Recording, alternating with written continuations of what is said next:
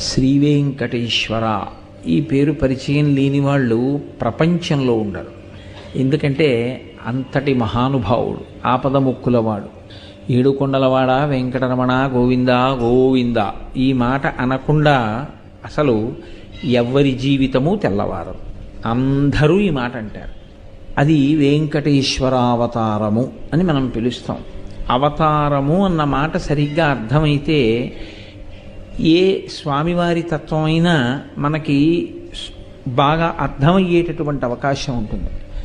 అవతారము అన్న మాట మనం తరచుగా వాడుతూ ఉంటాం. రామావతారం, కృష్ణావతారం, పరశురామావతారం, వామనావతారం, ఇలా ఆ మూర్తి ఏ పేరు చేత పిలవబడింది అన్నది చెప్పి చివర అవతారము అని ఒక మాట వాడతాం. అవతారం అనగా ఏమి అంటే తార, ఈ మాట మీరు వినుంటారు. తార, తారాస్థితి